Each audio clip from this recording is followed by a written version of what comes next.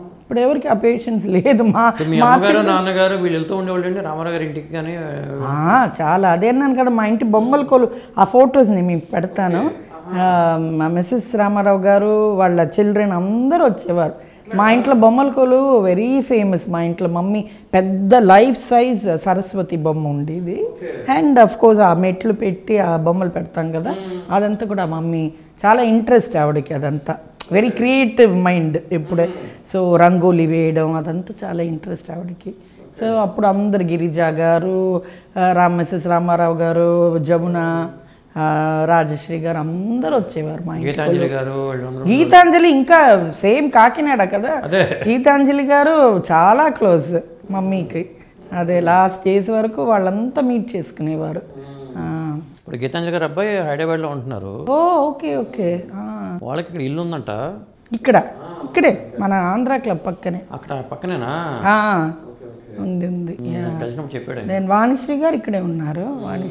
వాణిశ్రీ గారిది ఆ జీవిత చక్రం ఎన్టీ రామారావుతో యాక్ట్ చేసింది. అది ఆ మూవీలోనే Shankar Jaikishan, the only Telugu movie Shankar Jaikishan, popular Hindi.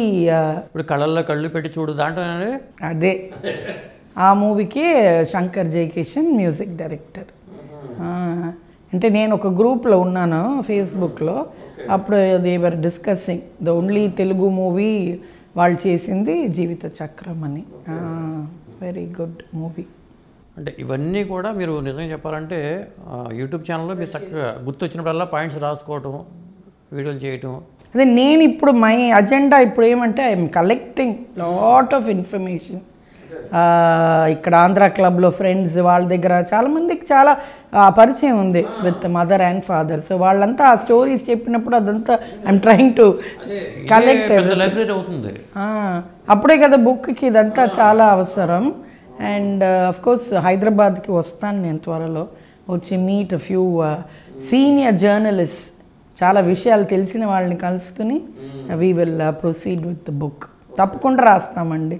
I want to finish that. I'm keeping that as my bucket లిస్ట్లో. డెఫినెట్గా చేద్దామని. మేడం మీరు వెజిటేరియన్ నాన్ వెజిటేరియనా? పక్కా నాన్ వెజిటేరియనే. అవునవును, డాడీకి అసలు ఎవ్రీడే ఉండాలి. మమ్మీ కొంచెం చాలా రిలీజియస్ కాబట్టి ఆ అమావాస్య పౌర్ణమి ఆ రోజుల్లో తినేవారు కాదు. బట్ డాడీకి తరో నాన్ వెజ్. ఈ వాజ్ ఎ ఫుడీ. చాలా ఇష్టం, మంచి నాన్ వెజ్ వంటలంటే చాలా ఇష్టం. మరి కాకినాడ కదా, సో డెఫినెట్లీ నాన్ వెజ్ ఉండాల్సిందే. చాలా ఇష్టం. అమ్మగారి పూర్వీకులంతా ఎక్కడి నుంచి వచ్చారండి అసలు? పూర్వీకులు వచ్చి చిత్తూరు సైడ్లో ఉండేవారని చెప్తూ ఉన్నారు. సో చిత్తూరు నుంచి they all migrated to Chennai. So తర్వాత అండి మరి మీ నాన్నగారి పేరుతో కానీ తాతగారి పేరుతో కానీ మీరు ఏమైనా ట్రస్ట్ పెట్టి యాక్టివిటీస్ చేస్తున్నారా?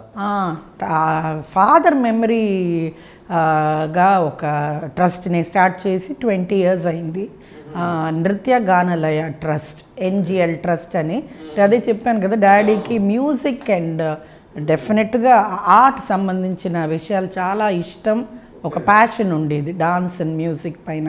సో ఈ ట్రస్ట్ని స్టార్ట్ చేసిన ముఖ్యమైన కారణం to promote music and dance ఇక్కడ చెన్నై సిటీలో. So I offer a platform upcoming dancers, చాలామంది who cannot afford a stage, వాళ్ళకి నేను ప్రోగ్రామ్స్ అరేంజ్ చేయడం, వాళ్ళకి ఒక ప్లాట్ఫామ్ ఇవ్వడం. సో 20 yearsగా నాకు వీలైనంత వరకు నా ఓన్ కెపాసిటీలో చేస్తూ ఉన్నాను. సో ఇది ఒక dedication to the great director. ఎందుకంటే he was a great lover of fine arts. So ఆయన జ్ఞాపకార్థంగా ఇది జరుగుతుంది. ఫండింగ్ అంతా కలెక్ట్ చేసుకుంటే కొంత మీరు ఇంకా స్ట్రెంగ్తన్ అవుతారు, చేయొచ్చు. బట్ అదే నేను ఇంకా డొనేషన్స్ స్టార్ట్ చేయాలి, కలెక్ట్ చేయడం. ఇంతవరకు 20 yearsగా నేనే చేస్తూ ఉన్నాను. మమ్మీ ఏమో సోషల్ వర్క్ చాలా ఇష్టం ఆవిడకి. ఎప్పుడు చెప్పేవారు, ఒక 10 rupees ఇఫ్ యూ ఎర్న్, దాంట్లో ఒక 2 rupees ఎప్పుడు సోషల్ వర్క్కి మీరు తీసి పెట్టేయాలి, బ్యాలెన్స్ 8 rupees మీరు ఎంతైనా స్పెండ్ చేసుకోవచ్చని. ఆ కాన్సెప్ట్ ఇంతవరకు మేము మా ఫ్యామిలీలో మేమందరూ ప్రాక్టీస్ చేస్తున్నాము.